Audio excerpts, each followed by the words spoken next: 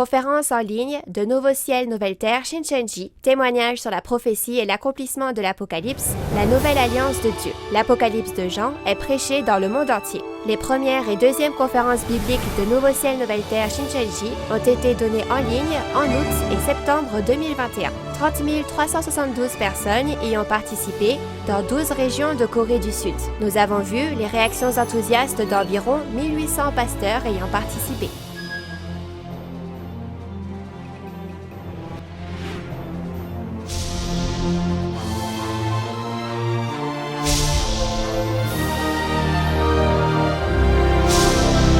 Et enfin, la parole de l'Apocalypse de Jean est ouverte pour la première fois en 2000 ans. Le président et les 12 chefs de tribu de Nouveau Ciel, Nouvelle Terre, Shincheonji vous dévoilent le secret du royaume des cieux de la Nouvelle Alliance, l'Apocalypse de Jean. Tous les lundis et jeudis, du 18 octobre au 27 décembre, les conférences en ligne de Nouveau Ciel, Nouvelle Terre, Shincheonji sont diffusées en direct dans le monde entier.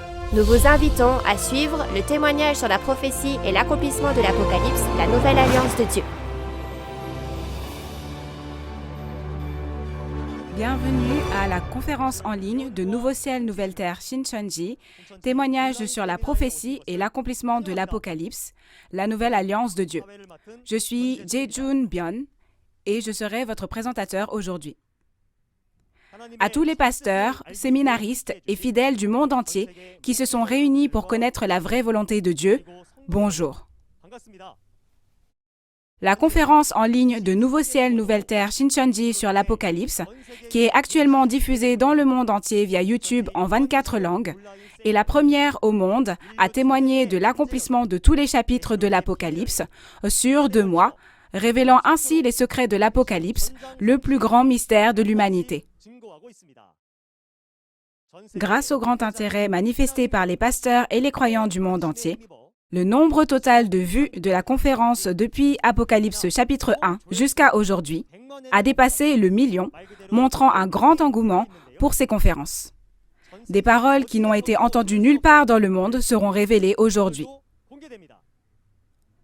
Nous commencerons la conférence avec gratitude pour la vérité et la grande grâce que Dieu et Jésus nous ont donnée. Tout d'abord, nous allons prier avec le même cœur. Dieu le Père qui est saint, plein d'amour et de grâce, nous vous sommes vraiment reconnaissants d'avoir rassemblé nos cœurs et de nous avoir conduits à écouter avec un ardent désir les précieuses paroles de vie de la conférence en ligne sur le témoignage sur la prophétie et l'accomplissement de l'Apocalypse, la nouvelle alliance de Dieu, que le ciel nous a accordée en ce moment aujourd'hui.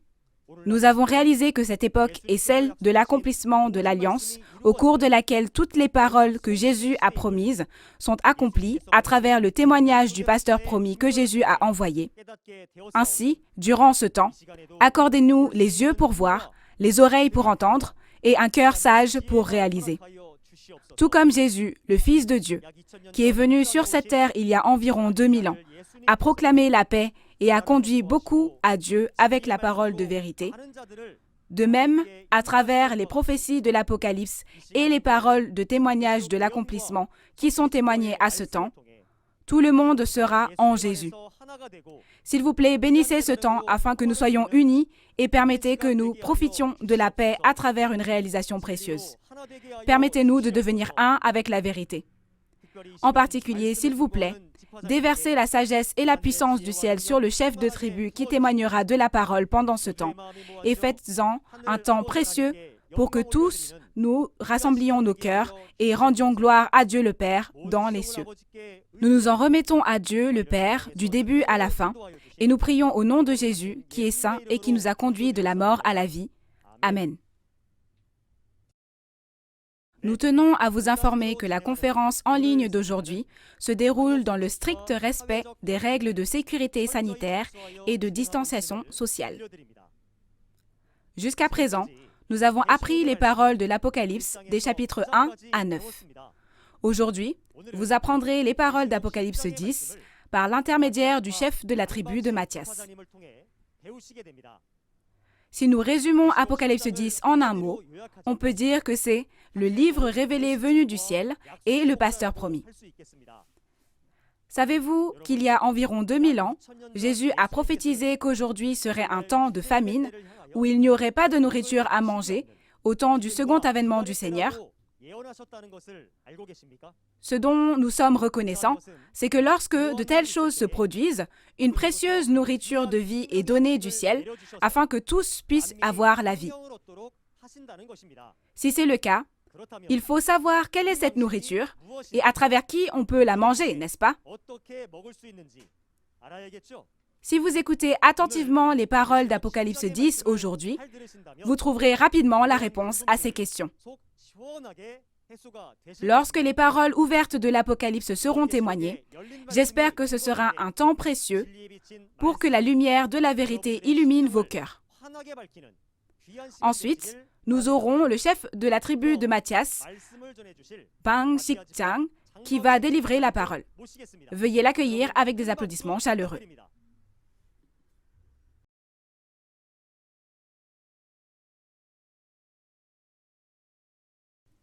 Bonjour, pasteurs, séminaristes et fidèles du monde entier. Je suis le chef de tribu Bang Sik-chang de Nouveau Ciel, Nouvelle Terre, Shincheonji, Église de Jésus, qui a été choisi au nom de Matthias, un disciple de Jésus. Aujourd'hui, je témoignerai des paroles d'Apocalypse 10.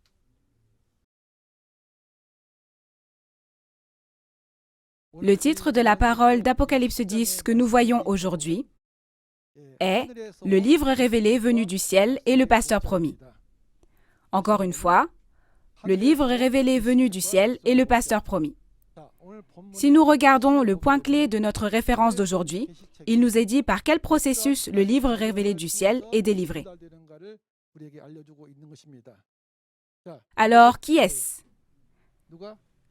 Dieu donne à qui? À Jésus.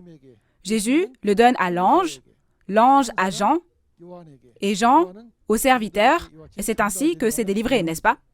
N'est-ce pas clairement indiqué dans Apocalypse 1, verset 1? C'est la révélation de Jésus-Christ que Dieu lui a donnée et Jésus, à travers un ange, l'ange le donne à Jean et Jean le délivre au serviteur, n'est-ce pas? Jean qui délivre la révélation de Jésus au serviteur apparaît, mais qui est ce Jean? Ce contenu est très important dans l'Apocalypse de Jean. Alors, nous devons d'abord savoir qu'il y avait un Jean au moment de l'écriture de cette prophétie et qu'il y a un Jean qui a vu et témoigné de cela quand ce livre de l'Apocalypse a été accompli. Ainsi, plutôt que de parler de Jean qui a vécu il y a 2000 ans, nous pensons à Jean quand cela s'accomplit aujourd'hui et nous allons l'appeler Nouveau Jean. Qui est-ce?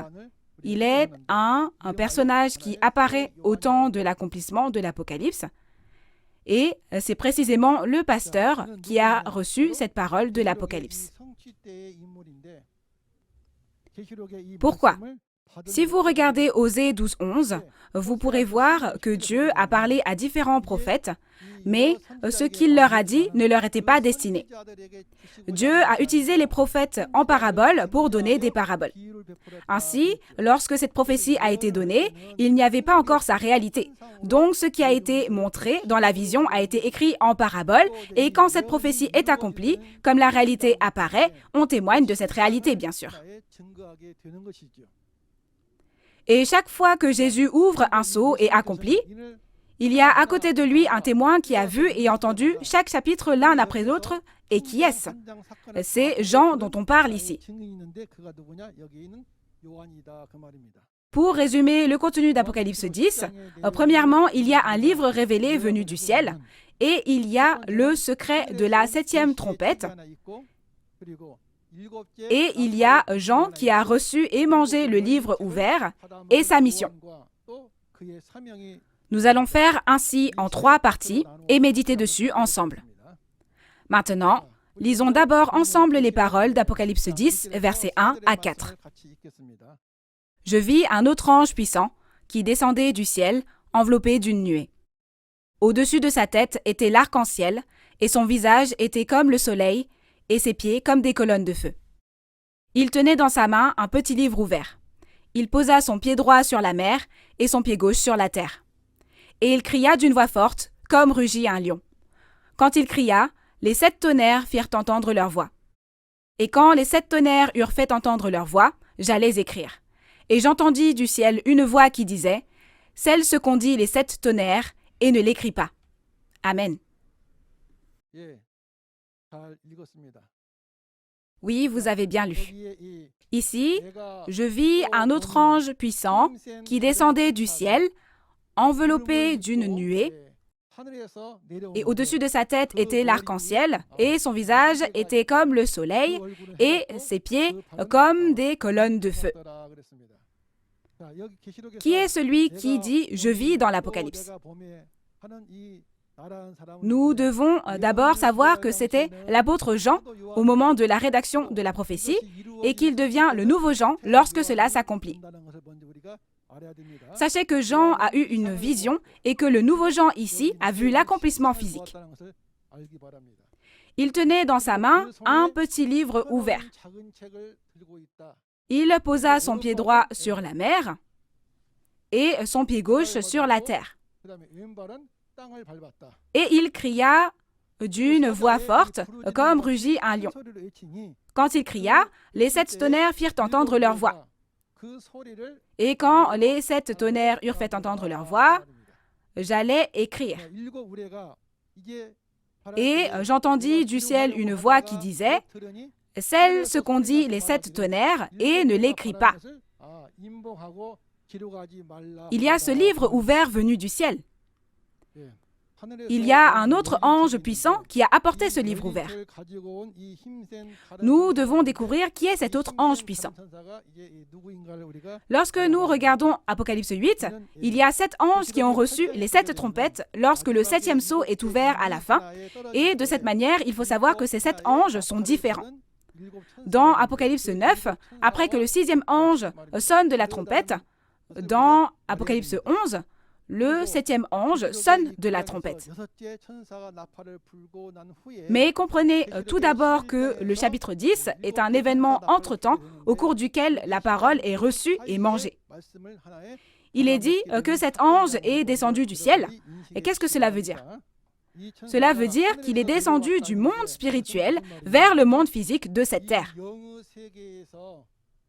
Et que portait l'ange? Il vient enveloppé de nuées, comme on le voit ici, et être enveloppé de nuées signifie qu'il vient avec beaucoup d'esprit. Dans Exode 19 et Ézéchiel 1, nous voyons que Dieu est apparu dans les nuées. Cela signifie donc qu'il est venu avec de nombreux esprits.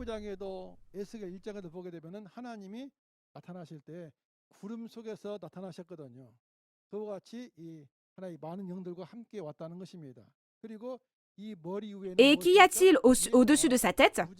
Il y a un arc-en-ciel. Et son visage était comme le soleil, et ses pieds étaient comme des colonnes de feu. Quel est le contenu?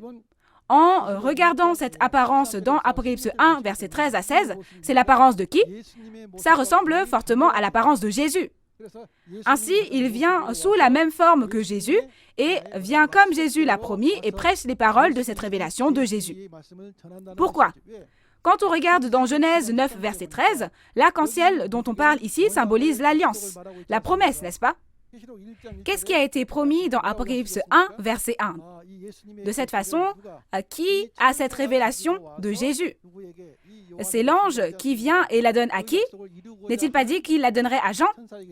Parce qu'il est l'ange qui vient accomplir cette promesse, il y a un arc-en-ciel ici. Et il est dit qu'il y a un petit livre ouvert dans la main de l'ange. Que signifie le petit livre ouvert ici?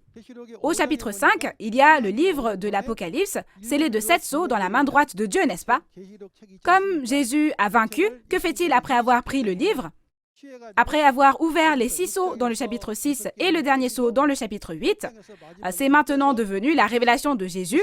Et ensuite, à travers qui? Il ordonne à l'ange de le donner à Jean. Donc, le livre ouvert que l'on a ici, c'est lequel? Sachez que c'est précisément le livre révélé. Alors, dans ce cas, pourquoi cet ange ici a-t-il apporté le livre révélé? Quand on regarde, c'est pour le donner à qui? Pour le donner à ce Jean ici. Alors, ce livre révélé est apporté par qui? C'est un ange qui l'a apporté. C'est ce que dit Apocalypse 1, verset 1. On ordonne à l'ange de le donner à qui? N'est-il pas dit qu'il le donne à Jean? Afin de délivrer ces paroles révélées à Jean, de cette façon, l'ange a apporté un livre ouvert comme ceci. Nous allons voir ce processus de délivrance. Comme nous le voyons dans Apocalypse 5, comme Jésus a vaincu, il prend le livre scellé de 7 sceaux dans la main droite de Dieu. Il a donc pris le livre et en a ouvert tous les sceaux au chapitre 6 et 8 et l'accomplit. Alors, ces paroles révélées qui se sont accomplies sont maintenant données à qui? Elles sont données à l'ange, n'est-ce pas? Et à qui cet ange va-t-il donner ces paroles à manger?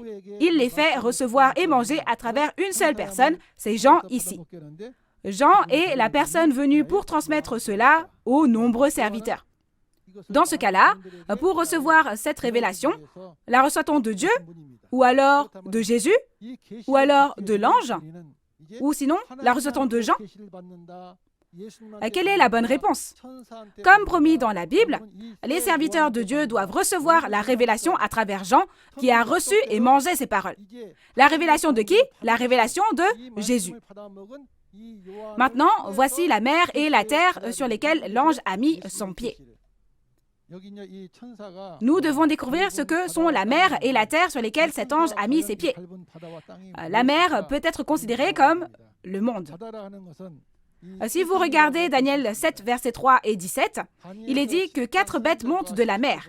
Mais quand vous écoutez l'explication, il est dit qu'elles montent du monde. C'est pourquoi la mer est le monde. Et dans Apocalypse chapitre 17, il y a une prostituée assise sur la mer, sur les grandes eaux. Quand on regarde au verset 3, il est dit qu'elle est assise sur la bête à 7 têtes et 10 cornes. Qui sont-ils? Ce sont les destructeurs et leur organisation. Et où est son pied gauche? Sur la terre. C'est quoi la terre? Les fidèles dans le tabernacle des 7 chandeliers d'or qui appartenaient au ciel et ensuite ont trahi sont considérés comme la terre ici, bien sûr. D'après Jérémie 17, 13, où est écrit le nom de ceux qui ont abandonné Dieu? Comme il est dit que leurs noms sont écrits sur la terre, on parle du peuple élu qui a trahi. Et même dans Apocalypse 13, versets 7 et 8, il est dit que les gens du tabernacle du ciel ont été combattus et vaincus par la bête qui est entrée, et maintenant ils servent cette bête et ils adorent la bête. C'est ainsi que nous pouvons savoir que ce sont les traîtres, bien sûr. Et il y a cet ange qui a un pied sur la mer et un pied sur la terre, et il crie d'une voix forte. Quel est le contenu? De faire quoi maintenant avec les destructeurs et les traîtres ici, avec les paroles de la révélation ouverte? De les juger, et il montre cela à qui? Il le montre à Jean. Si vous regardez dans Jean 5, 22, au premier avènement, Jésus a dit que le Père a laissé tout jugement au Fils. Mais il ne juge pas à cette époque. Et si vous regardez dans Jean 12, 48, il dit que mes paroles vous jugeront au dernier jour. Comment juge-t-on alors? Selon Apocalypse 20, verset 12, leurs actions sont jugées selon la Bible en les comparant avec la Bible. Alors pourquoi a-t-on montré cela à Jean à ce moment-là? À qui l'ange a-t-il montré cette apparence? Ne l'a-t-il pas montré à Jean ici? Pourquoi lui montre-t-il? Pour que Jean fasse quoi comme il a vu? Pour qu'il juge les destructeurs et les traîtres. Quand on regarde aussi au temps de Moïse, si nous regardons Hébreux 8, 5, il est clairement indiqué que lorsque Dieu a construit ce sanctuaire où il pourrait habiter, il l'a montré dans le ciel et l'a fait construire sur cette terre telle qu'elle. Et maintenant, j'aimerais que nous lisions Jean 5, 19. Jésus reprit donc la parole et leur dit, « En vérité, je vous le dis, le Fils ne peut rien faire de lui-même, et il ne fait que ce qu'il voit faire au Père. Et tout ce que le Père fait, le Fils aussi le fait pareillement. Amen. » Si vous regardez ici, quand il est venu, Jésus n'a-t-il pas aussi dit qu'il faisait l'œuvre de Dieu de la même manière sur cette terre, voyant ce que faisait le Père? Et maintenant ici, le jugement de la mer et de la terre, c'est-à-dire les destructeurs et les traîtres, est bien décrit dans le chapitre 16 de l'Apocalypse. Vous en apprendrez plus lorsque vous le verrez. Ici, quand les 7 tonnerres font entendre leur voix, on lui dit de ne pas écrire ces paroles, mais de les sceller. Alors, que sont ces 7 tonnerres? Les 7 esprits devant le trône de Dieu sont appelés 7 tonnerres. Dans Apocalypse 4, verset 5, il y a les 7 esprits des 7 lampes allumées devant le trône de Dieu. Apocalypse 5, verset 6 est le même contenu. Que disent les éclairs? Les mots écrits dans le livre ouvert sont le son des tonnerres et, pour le dire différemment, c'est le son de la colère et les paroles de jugement.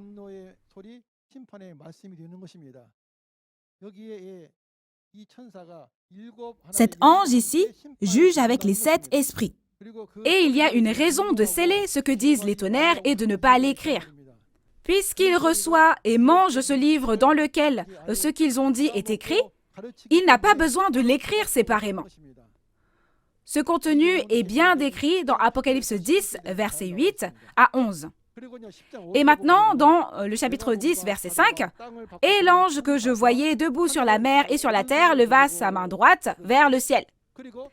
Et jura par celui qui vit au siècle des siècles, qui a créé le ciel et les choses qui y sont, la terre et les choses qui y sont, et la mer et les choses qui y sont, qu'il n'y aura plus de temps et que cela s'accomplira rapidement. » N'est-ce pas? Alors il se tient ici sur la mer et sur la terre et il jure que ça ne tardera pas. Alors, nous devons d'abord réfléchir à nouveau à ce que signifie le fait de marcher sur la terre et sur la mer. Comme nous l'avons appris, les destructeurs et les traîtres et les destructeurs sont quoi? Sont jugés. Alors, avec ces paroles, ils sont quoi? Ils sont jugés. Alors, qu'est-ce que cela signifie qu'il n'y aura plus de temps et que ça ne tardera pas? Que non seulement le jugement, mais aussi le secret de cette 7e trompette sera bientôt accompli. Au chapitre 1, c'est écrit que ce sont des choses qui arriveront bientôt ou que ce sont des choses qui se feraient lentement. C'est écrit que cela viendra bientôt, n'est-ce pas? C'est pourquoi le mystère du jugement et la 7e trompette s'accomplissent rapidement. Cela a été écrit, puis cette prophétie a été prêchée pendant 2000 ans. Cependant, quand elle se réalisera, elle s'accomplira rapidement. Par exemple, au temps de l'Ancien Testament, plusieurs prophètes ont parlé pendant des centaines d'années. Mais au premier avènement, quand cela s'accomplit, Jésus vient et accomplit tout en 3 ans, n'est-ce pas? La prophétie prend beaucoup de temps, mais il y a besoin de beaucoup de personnes. Mais quand elle s'accomplit, cela se fait en peu de temps.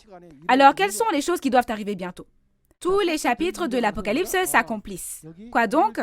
N'avons-nous pas appris dans Apocalypse 1, verset 1, que les événements de tous les chapitres de l'Apocalypse sont les choses qui doivent arriver bientôt au temps de l'accomplissement? Si nous avons appris, nous devrions maintenant croire, n'est-ce pas?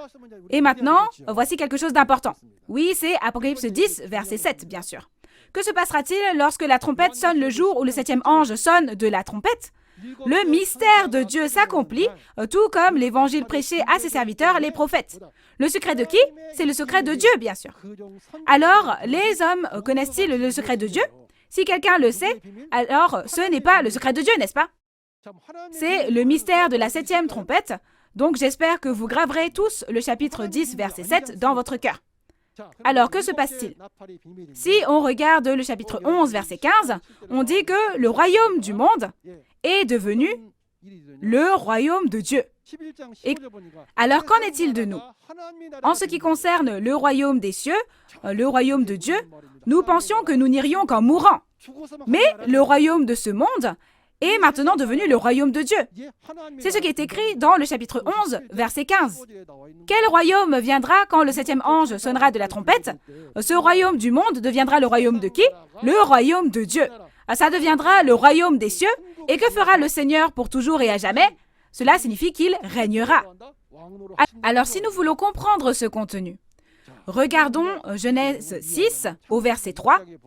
Donc Dieu, au temps d'Adam, a créé les cieux et la terre et a cru en Adam qu'il avait créé et lui a donné toutes choses en héritage pour qu'il règne sur elles. Mais Adam, un homme, a quitté Dieu et suivi qui? N'a-t-il pas suivi le serpent? Dieu n'avait donc pas d'autre choix que de quitter ce monde. Et comme il est dit qu'il est parti et que la mort a régné de la même façon, comme dans Romains 5, qui règne sur la mort? C'est le diable, bien sûr. Ce Satan, le diable, a gouverné ce monde, mais quand le 7e ange sonnera de la trompette au moment de la 7e trompette, le Seigneur régnera au siècle des siècles. Combien est-ce une bonne chose, n'est-ce pas? N'est-ce pas un secret dont ce monde a vraiment besoin? Le jardin d'Éden n'était-il pas le royaume où Dieu était avec nous? Tout a été volé par le diable, mais le royaume de Dieu sera restauré et établi, donc c'est donc un secret important. Les pasteurs et les fidèles ici, vous ne le saviez pas, n'est-ce pas? Parce que nous ne le savions pas, c'est le secret de Dieu, bien sûr. Devrions-nous être offensés par cela? Nous devons être reconnaissants envers Dieu et Jésus qui nous ont fait connaître cela et envers la personne qui en a témoigné, n'est-ce pas? Et encore une chose, c'est ce que l'apôtre Paul a dit.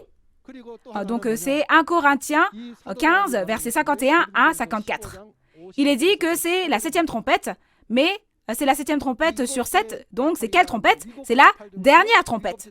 Que se passe-t-il en ce temps-là? Les morts reviennent à la vie incorruptible. Pourquoi? Ceux qui sont morts martyrs en prêchant la parole de Dieu ont maintenant leur chair qui est corrompue et le sang aussi et tout a disparu.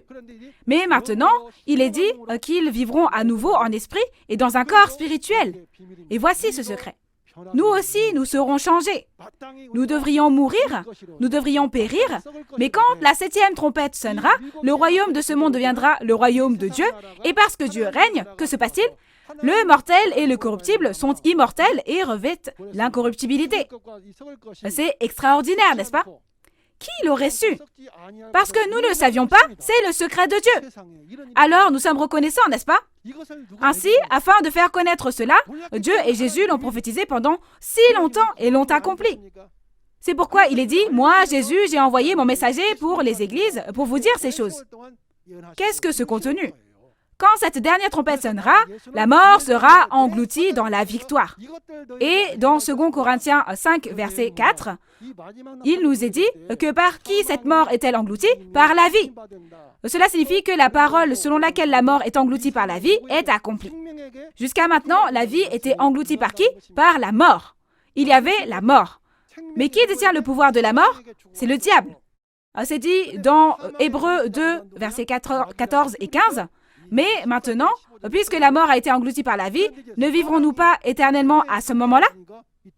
C'est un secret parce que nous ne le savions pas, n'est-ce pas? Le secret de qui? C'est le secret de Dieu. Après avoir réalisé ces paroles, mon cœur a tellement tremblé et j'étais tellement excité que je ne pouvais pas contenir tous ces sentiments. Vous avez bien fait de venir. S'il vous plaît, écoutez attentivement. Toute l'humanité, au final, Dieu souhaite qu'elle obtienne cette résurrection et cette vie éternelle.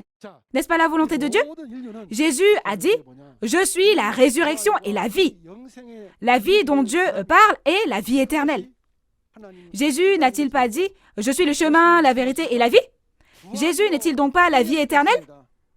Toute l'humanité doit faire quoi avec le son de cette 7e trompette pour obtenir la résurrection et la vie éternelle? Il faut l'écouter à tout prix, n'est-ce pas? Mais qu'en est-il du son de cette 7e trompette? N'est-ce pas un secret? Personne ne le sait. Pourquoi? Y a-t-il quelqu'un dans le ciel, sur la terre ou sous la terre qui peut ouvrir et regarder ce livre ou pas? Il n'y a personne, bien sûr. Alors, pour entendre le son de la 7e trompette, nous devrions rencontrer le pasteur promis qui est la 7e trompette, n'est-ce pas? Plutôt que de demander à 100 ou 1000 personnes que nous ne connaissons pas, mettons de côté notre fierté maintenant, d'accord? Pourquoi? La fierté de Dieu et de Jésus ne sont-elles pas plus importantes? Aussi, nos pasteurs qui se réunissent ici doivent avoir le même état d'esprit. Il en va de même pour les fidèles. Je crois que c'est pour ça que vous êtes venus à cette conférence. J'espère que vous écouterez attentivement les prophéties de l'Apocalypse et l'accomplissement à travers cette conférence. Il faut ainsi recevoir la bénédiction de la résurrection et de la vie éternelle, n'est-ce pas? C'est exact. Pourquoi? Depuis combien d'années Dieu est-il parti? Il revient après 6000 ans. Jésus est également parti il y a 2000 ans et il revient, n'est-ce pas? Tout comme Jésus est venu au premier avènement et a dit « Je suis la résurrection et la vie ». Même aujourd'hui, je crois que ceux qui entendent ce son seront bénis lorsque cette résurrection et la vie éternelle auront lieu. Ensuite, au chapitre 10, nous verrons maintenant le verset 8. « Et la voix que j'avais entendue du ciel me parla de nouveau et dit « Va, prends le petit livre ouvert dans la main de l'ange qui se tient debout sur la mer et sur la terre. » N'a-t-on pas entendu une voix venue du ciel au verset 4 également? Alors, quand Jean a entendu ces paroles, il est allé vers l'ange et lui a demandé le petit livre. L'ange lui a dit, « Prends-le et avale-le. Il sera amer à tes entrailles, mais dans ta bouche, il sera doux comme du miel. » Qui ça? Jean prit le petit livre de la main de l'ange et le mangea. Et il était aussi doux que du miel dans sa bouche. Et on lui dit que ce sera amer dans ses entrailles. Si c'était le goût physique, ça deviendrait sucré et amer dans sa bouche. Mais en regardant ici, c'est doux comme le miel dans sa bouche et amer dans ses entrailles. Alors j'aimerais que vous écoutiez le secret à ce sujet aussi. Alors, c'est le pasteur promis qui a pris le livre ouvert et l'a mangé. Quel est le titre? Il y a le livre révélé venu du ciel et la personne qui a reçu et mangé le livre révélé, qui a reçu la promesse et l'a mangé. Donc, il est le pasteur promis, n'est-ce pas? Tout comme Jésus qui a reçu la révélation de l'Ancien Testament au premier avènement, il était le pasteur promis de l'Ancien Testament. Alors aujourd'hui, nous devons savoir et croire que cette personne qui a reçu et mangé la révélation du Nouveau Testament est le pasteur promis du Nouveau Testament. Alors, Jean a reçu les livres et l'a mangé. Mais comment l'a-t-il reçu? N'a-t-il pas entendu une voix dans le ciel? Et qui appartient à cette voix? C'est la voix de Dieu, bien sûr. Vous vous souvenez de l'illustration de tout à l'heure, n'est-ce pas? Alors il y a Dieu, puis ensuite Jésus, et maintenant ici il y a un ange, n'est-ce pas? Ça c'est quoi? C'est le monde spirituel. C'est le ciel où Dieu se trouve. C'est la voix de qui? La voix de Dieu. Pourquoi? Dieu n'a-t-il pas écrit ces paroles? Donc, il a dû entendre la voix de Dieu. Ensuite, il va faire quoi avec le livre ouvert? Vous devez savoir que c'est le livre révélé que Jésus a ouvert en ouvrant les seaux. Il a pris et mangé le petit livre, bien sûr. Pourquoi est-ce un petit livre? C'est parce que l'Apocalypse est seulement un des 66 livres. De cette façon, nous mangeons de la nourriture par la bouche, mais comme on dit en coréen, écoute et mange ce que je te dis s'il te plaît, nous écoutons et mangeons les choses spirituelles avec nos oreilles, n'est-ce pas? Alors, puisqu'il est entré dans les entrailles de Jean, qu'est-ce que cela signifie de recevoir et manger ce petit livre? Il a réalisé toutes ces paroles et les a gravées dans son cœur. N'est-ce pas qu'il les a comprises et qu'il les a digérées? Alors, de telles choses doivent-elles avoir lieu ou pas? Elles doivent avoir lieu, bien sûr. Alors, j'aimerais demander à nos estimés pasteurs et aux fidèles qui veulent aller au royaume des cieux. Quand et qui a reçu et mangé cette parole aujourd'hui et où? Pouvons-nous savoir ces choses sous prétexte que nous étudions ces choses? Non. Pourquoi? C'est seulement possible de savoir quand cela s'est réalisé, n'est-ce pas? Parlons un instant de cet accomplissement physique. Au début des années 1980, à Indogon, dans la ville d'Anyang, province de Gyeonggi, en République de Corée.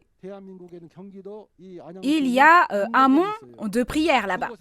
Sur ce mont de prière, il a reçu ce livre d'un ange et l'a mangé. Qui?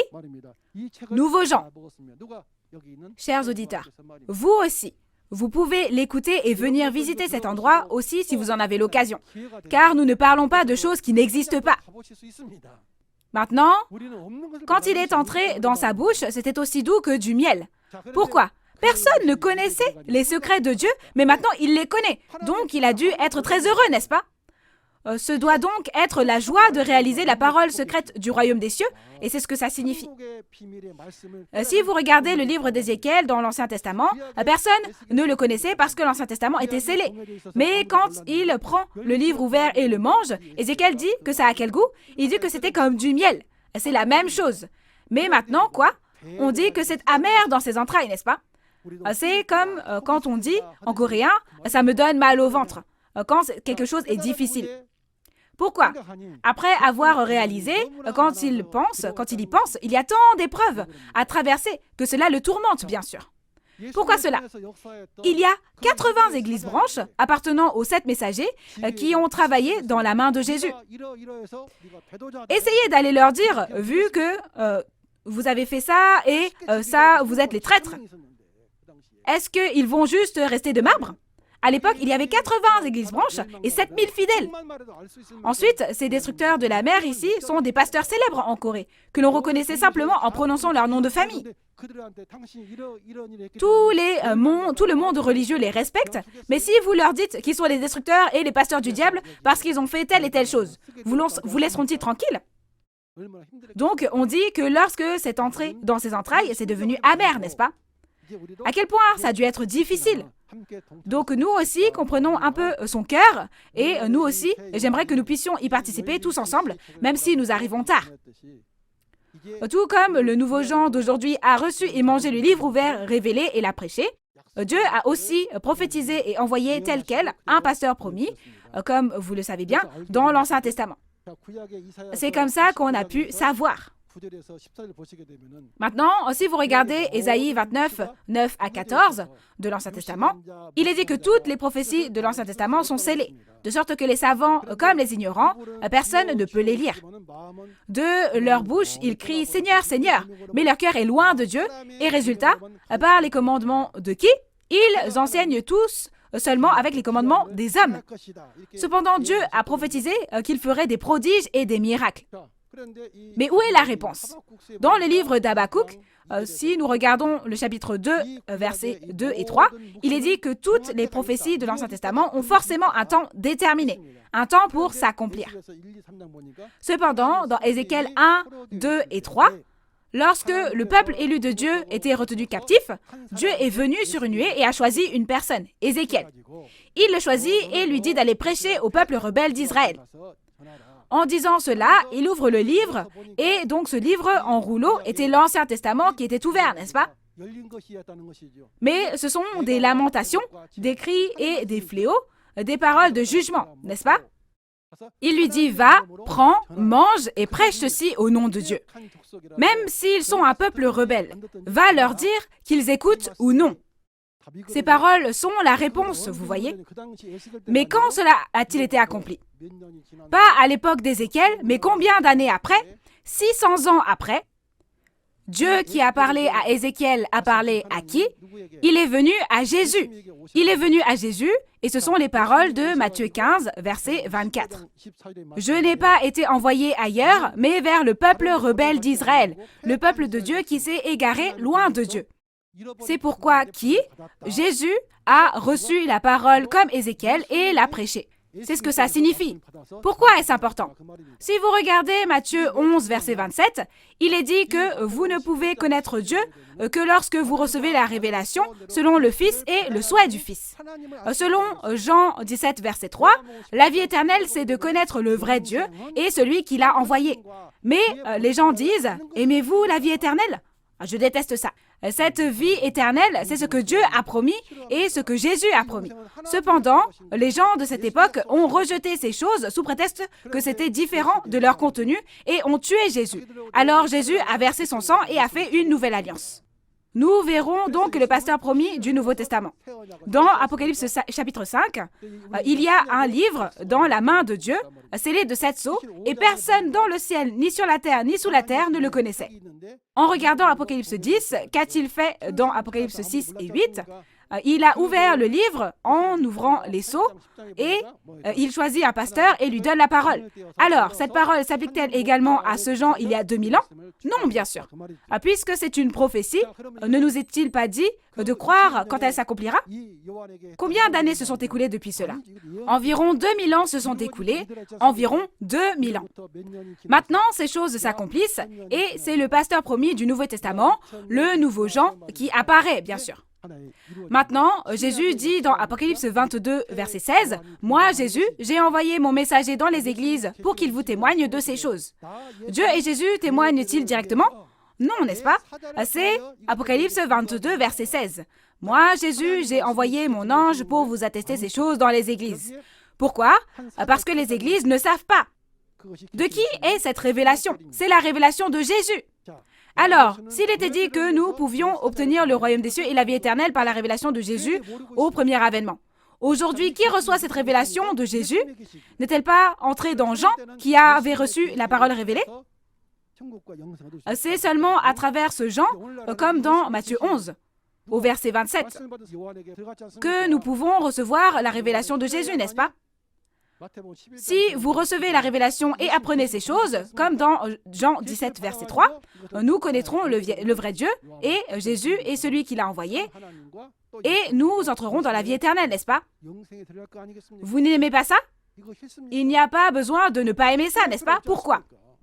C'est une promesse de Dieu et de Jésus. Alors, qui est la personne que toute l'humanité doit rencontrer? C'est nouveaux gens, ça veut dire. Tout comme lors du premier avènement, la personne que toute l'humanité devrait rencontrer était Jésus. Pourquoi devons-nous le rencontrer? Comme vous le savez, ce nouveau Jean a reçu et mangé le livre ouvert révélé. Maintenant, où sont les paroles révélées de Jésus? Elles sont entrées dans le ventre de ce Jean, n'est-ce pas? Jésus a pris ce qui était dans la main de Dieu, a ouvert les seaux et a envoyé un ange. Et où? Elles sont entrées dans le ventre de Jean, n'est-ce pas?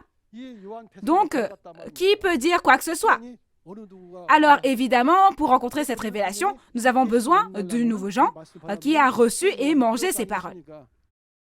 Donc, les paroles de cette révélation sont dans ce ventre et on dit que la personne est un récipient. Dans ce cas, quelle est la parole qui sortira de la bouche de cette personne? C'est la parole révélée, n'est-ce pas? Pourquoi? S'il y a des kakis dans ce bol, des kakis en sortiront. Tout comme s'il y a une poire dans ce bol, une poire en sortira. Donc, comme il a reçu et mangé la parole révélée, s'il ouvre la bouche, la parole révélée en sortira, bien sûr. Et dans Apocalypse 22, verset 16, il est le porte-parole de Jésus. Jésus ne l'a pas délivré directement, mais il a choisi un messager pour le délivrer, n'est-ce pas? Tout comme Dieu est venu à Jésus au premier avènement et a prêché la parole de Dieu à travers la bouche de Jésus. Et dans Matthieu 25, il y a des vierges sages et des vierges folles. Ceux qui ont préparé des lampes et de l'huile comme les vierges sages accueillent Jésus, n'est-ce pas? À ce propos, vous apprendrez comment préparer l'huile et la lampe dans la prochaine leçon sur l'Apocalypse chapitre 11. Mais on a dit d'allumer une lampe comme celle-ci avec de l'huile d'olive. Et selon Apocalypse 11, versets 3 et 4, ce nouveau Jean qui a reçu ces paroles est ici le témoin de Jésus. Et ce témoin est comparé à un olivier. L'huile physique, l'huile d'olive sortira de l'olivier physique. Mais parce que cet olivier est un homme, c'est la personne qui reçoit et mange la parole pour en témoigner. Donc le témoignage de cette personne est l'huile d'olive. Si vous voulez devenir une vierge sage et recevoir Jésus, vous devez le rencontrer, n'est-ce pas? Et dans Apocalypse chapitre 6, aujourd'hui, l'Israël spirituel prend fin. À ce moment-là, quand on regarde au chapitre 7, un ange vient avec le sceau du Dieu vivant et scelle 12 tribus pour construire à nouveau le royaume de Dieu, n'est-ce pas? S'il est dit que cette parole même est le sceau de Dieu mentionné ici, devrais-je rencontrer cette personne? Ne devrais-je pas la rencontrer? Nous devrions la rencontrer, bien sûr. Et comme nous l'avons appris dans Apocalypse chapitre 2 et 3, il est dit que le vainqueur reçoit 12 bénédictions. Que sont ces 12 bénédictions? Comme vous le savez tous, la manne cachée qui fait vivre pour toujours si on en mange. La connaissez-vous? Et le caillou blanc qui peut juger les nations et la verge de fer qui peut régner sur les nations. Et Dieu qui est parti, Jésus et le royaume des cieux viennent aussi au vainqueur. Et en plus, on s'assoit avec Dieu et Jésus sur leur trône, n'est-ce pas? Mais qui est-ce? Il est le vainqueur que nous voyons dans Apocalypse 12. Avec quoi vainc-il? Par la parole révélée, il combat et vainc, donc nous avons besoin de la personne qui a reçu et mangé la parole révélée, non? Le vainqueur devient aussi le Fils de Dieu dans Apocalypse 21, verset 7. Au premier avènement, Jésus était le Fils de Dieu. Mais encore aujourd'hui, il est promis que celui qui vaincra deviendra le Fils de Dieu. Vous ne devez pas ne pas croire en cela. Si vous regardez dans Psaume 2, verset 7 de l'Ancien Testament, Dieu a dit qu'aujourd'hui, j'ai donné naissance à un fils, qui apparaît selon cette prophétie au premier avènement, tout comme Jésus est apparu. Encore aujourd'hui dans l'Apocalypse, s'il est dit que le vainqueur est le Fils de Dieu, vaut-il mieux croire ou vaudrait-il mieux ne pas y croire? Ce serait bien d'y croire. Maintenant, c'est le dernier verset, le verset 11. Puis on me dit, qui ça? L'ange m'a dit que je devais prophétiser de nouveau à beaucoup de peuples, de nations, de langues et de rois. N'est-ce pas la mission que Jean, qui a reçu et mangé le livre, doit accomplir? C'est donc la mission du pasteur promis. Alors cette mission est de prêcher de nouveau aux peuples, nations, langues et rois. Mais qui sont ces peuples, nations, langues et rois? Il s'avère que ce sont tous les gens qui vont à l'église et qui sont dans le péché. Pourquoi? D'après Apocalypse 13, verset 7, qui sont ces peuples, ces nations et ces langues? Il est dit que la bête avec qui le diable est les gouverne dans Apocalypse 13. Aussi, dans Apocalypse 17, verset 15, il y a qui? La prostituée, Babylone, dans laquelle se trouve le diable, qui règne sur eux tous. Et dans Apocalypse chapitre 18, verset 2, il est dit que ce sont l'habitation des démons. Et son influence est telle que maintenant, toutes les nations, les demeures des démons, ont été détruites en buvant le vin de la pudicité. Donc, c'est pour ça qu'il faut leur enseigner à nouveau. Prophétise à nouveau. Pourquoi? Parce qu'ils n'ont été enseignés que par les enseignements des hommes. Pourquoi? Parce que toutes les prophéties sont scellées. Parce qu'ils ne connaissent pas la prophétie et sa réalité, les gens étudient et disent « Ah, ça veut dire ça ». Ici, dans Apocalypse 13, le 666 est un code barre, c'est une puce électronique, etc. Or, comme ils ont appris avec les commandements des hommes, il faut leur enseigner à nouveau avec les commandements de Dieu, n'est-ce pas? Au premier avènement, ils ignoraient la Bible et ont donc rejeté le pasteur promis dans l'Ancien Testament. Et c'est pourquoi Jésus a été accusé d'hérésie et qu'on a rejeté la faute sur lui et qu'il a été tué. Mais ceux qui ont tué Jésus à cette époque-là, n'étaient-ils pas les croyants des Juifs? C'étaient des prêtres. Ce n'est pas important que les gens acceptent ce fait ou ne l'acceptent pas. Ce que vous devez savoir, c'est que tout s'accomplit selon la Bible. C'est ainsi. Voici la conclusion. Alors, quel est le but du chapitre 10 de l'Apocalypse? Son but, c'est important. C'est le contenu selon lequel Jésus, en qui nous croyons, nous dit qui est le pasteur promis du Nouveau Testament. Qui est-ce? C'est le nouveau Jean, le porte-parole de Jésus qui a reçu le livre révélé ouvert venu du ciel et l'a mangé. N'était-ce pas le cas pour Jésus au premier avènement?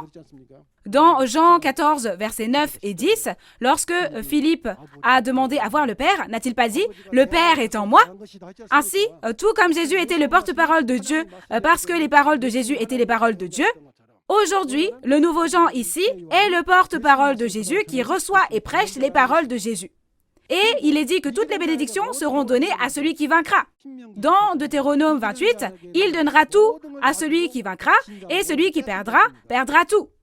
C'est lui qui a vaincu et combattu et vaincu le groupe du dragon et est devenu un avec Jésus et a fondé le nouveau royaume de Dieu, les 12 tribus, le nouveau royaume de Dieu. Il est dit que Dieu et le royaume des cieux viendront à cet endroit. À qui ça? Parce qu'ils ont fait une promesse, Dieu et Jésus ont fait la promesse. Alors nous, cette personne qui a reçu et mangé le livre ouvert est le porte-parole de Jésus et témoigne de ce qu'il a vu et entendu et a combattu et vaincu le groupe du diable et est devenu un avec Jésus et a fondé le nouveau royaume de Dieu, les 12 tribus. Alors, ne devrions-nous pas la rencontrer à tout prix, cette personne? C'est la promesse dans Apocalypse 2 et 3, et c'est celui qui a vaincu dans Apocalypse 12, verset 11, et c'est le royaume des cieux qui est nouvellement créé aujourd'hui dans le chapitre 7. Alors, lorsque l'Apocalypse s'accomplit, nouveau Jean, le pasteur promis, est la seule personne qui a vu, entendu et prêché toutes les prophéties et l'accomplissement physique de tous les chapitres de l'Apocalypse. Qui est-ce? C'est la seule personne. La seule personne. Pourquoi? Dans Amos 3, verset 7, il est écrit que Dieu révèle d'abord le mystère à ses serviteurs, les prophètes, puis agit. Selon Apocalypse 1, verset 2, qu'est-ce que Jean a fait avec la parole de Dieu et tout ce qu'il a vu? Il en a témoigné. Ce qu'il a vu et entendu, dans Apocalypse 22, verset 16, il va dans les églises et en témoigne au nom de Jésus. Jésus n'a-t-il pas été envoyé dans les églises au premier avènement également? Mais ils ne l'ont pas reçu. Aujourd'hui aussi, s'il envoie un messager comme celui-ci aux églises, le recevront-ils? Maintenant, il faut le recevoir, n'est-ce pas? Oui, c'est pourquoi cette fois, tous les pasteurs et tous les croyants partout dans le monde sont appelés pour qu'on témoigne la parole. Ainsi, n'oubliez pas que ce n'est que par le pasteur promis du Nouveau Testament que nous pouvons recevoir la révélation du Nouveau Testament, et en recevant la révélation, nous pouvons connaître le vrai Dieu et Jésus et obtenir ainsi le royaume des cieux et la vie éternelle. La vie éternelle est notre but, mais c'est aussi le but de Dieu. La vie éternelle est de connaître le vrai Dieu et celui qui l'a envoyé. Mais maintenant, pour vous non savoir, il est dit dans Matthieu 11, 27 que seuls ceux qui ont reçu la révélation de Jésus peuvent connaître la révélation. Mais qui a reçu la révélation de Jésus? C'est le nouveau Jean, bien sûr. Alors, qui a donné cette révélation à qui dans Apocalypse 1, verset 1? Quelqu'un est envoyé à Jean. À qui? Un ange lui est envoyé pour tout lui montrer, et c'est ce qui est expliqué, n'est-ce pas? Et à travers cet ange, on lui fait recevoir et manger la parole ouverte. Ainsi, nous devons à tout prix le rencontrer. Par conséquent, donc, toute l'humanité doit rencontrer aujourd'hui le pasteur promis du Nouveau Testament, qui est venu en tant que messager de Jésus et recevoir le témoignage de l'accomplissement physique de l'Apocalypse et ainsi connaître qui? Le vrai Dieu, Jésus et le vrai pasteur. C'est ainsi qu'il faut faire. Chers fidèles et chers pasteurs, même si c'était à cause de leur ignorance au temps du premier avènement qu'ils avaient agi de la sorte, j'espère que vous réaliserez l'œuvre de son retour aujourd'hui et deviendrez le propriétaire du secret que vous avez reçu. Et pour les pasteurs, quel est l'objectif? Ne s'agit-il pas d'essayer d'être sauvés afin que nous puissions aller au royaume des cieux ensemble en enseignant bien les fidèles? Lorsque nous lisons les paroles de l'Apocalypse, il est dit que ceux qui ajoutent ou retranchent à l'Apocalypse ne pourront pas entrer dans le royaume des cieux et seront maudits. J'espère donc que nous pourrons tous devenir un et entrer dans le royaume des cieux sans ajouter ni retrancher aux paroles de l'Apocalypse. Nous pouvons entrer dans le royaume des cieux en étant nés de la semence de Dieu et en étant sauvés par le sang de Jésus. Alors nous allons clamer « We are one ». Nous sommes un. Merci d'avoir écouté attentivement.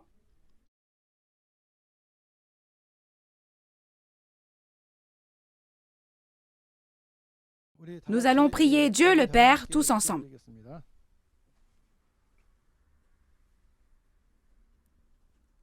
Dieu le Père, envers qui nous sommes très reconnaissants.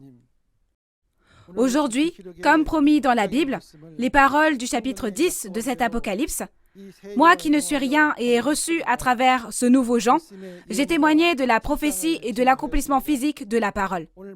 Père, s'il vous plaît, ouvrez le cœur des pasteurs, des séminaristes et des croyants du monde entier qui ont écouté la parole d'aujourd'hui. Faites-leur connaître le vrai Dieu, Jésus, et le vrai pasteur à travers cette révélation de Jésus, afin qu'ils puissent tous entrer dans le royaume des cieux et la vie éternelle. S'il vous plaît, guidez-nous. Merci en particulier d'aimer nos pasteurs, afin qu'ils puissent bien comprendre la parole et la partager avec les fidèles, afin qu'ils puissent entrer ensemble dans le royaume des cieux. Que votre grâce et votre amour infini remplissent chacun de ceux qui entendent cette parole. Nous avons cru et prié toutes ces paroles au nom de Jésus. Amen. Que peut bien être la 7e trompette pour que ce soit un secret? C'est le merveilleux mystère de Dieu selon lequel les morts ressuscitent incorruptibles et que nous, qui y vivons, serons également transformés pour atteindre la vie éternelle. Jésus n'a-t-il pas dit dans Matthieu 25 que seule une vierge sage qui a déjà préparé la lampe et assez d'huile peut accueillir l'époux Jésus? Qu'est-ce que ceux qui sont dans le monde des ténèbres doivent préparer pour rencontrer l'époux Jésus? C'est de l'huile d'olive. Lorsque cela s'accomplit, la réalité apparaît. Vous devez graver cela dans votre cœur et vérifier si cela s'est vraiment produit ainsi ou non, n'est-ce pas? Lundi prochain aussi, le même chef de la tribu de Matthias prêchera les paroles d'Apocalypse chapitre 11. Apocalypse 11 parle des 2 témoins et de la 7e trompette, et l'horaire est le même à 10h du matin. Nous espérons que vous assisterez à ce temps de grâce pour connaître la précieuse parole et volonté de Dieu. L'Église de Nouveau Ciel, Nouvelle Terre Shincheonji peut témoigner de la parole de l'Apocalypse avec assurance, car il y a un pasteur promis qui a reçu et mangé la parole révélée ouverte.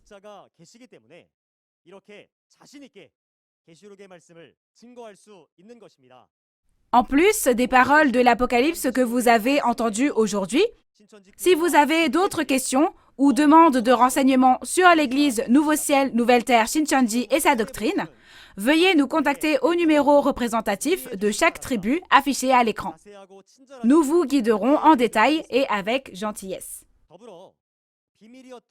Au temps où la parole de la prophétie et de l'accomplissement de l'Apocalypse, qui était un secret et témoigné sans ajouter ni retrancher, des pasteurs du monde entier qui ont vu et entendu la conférence envoient un message vidéo comme quoi ils veulent devenir membres de Nouveau Ciel, Nouvelle Terre Shincheonji en signant un protocole d'entente.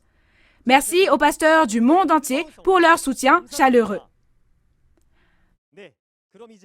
Maintenant, nous allons terminer en faisant la prière que le Seigneur nous a enseignée. Nous allons faire le Notre Père ensemble. Notre Père, qui es aux cieux, que ton nom soit sanctifié, que ton règne vienne, que ta volonté soit faite sur la terre comme au ciel. Donne-nous aujourd'hui notre pain de ce jour. pardonne-nous nos offenses, comme nous pardonnons aussi à ceux qui nous ont offensés. Et ne nous laisse pas entrer en tentation, mais délivre-nous du mal, car c'est à toi qu'appartiennent le règne, la puissance et la gloire pour les siècles des siècles. Amen. Ceci conclut la conférence en ligne de Nouveau Ciel, Nouvelle Terre, Shincheonji, témoignage sur la prophétie et l'accomplissement de l'Apocalypse, la nouvelle alliance de Dieu. Merci à tous ceux qui ont participé.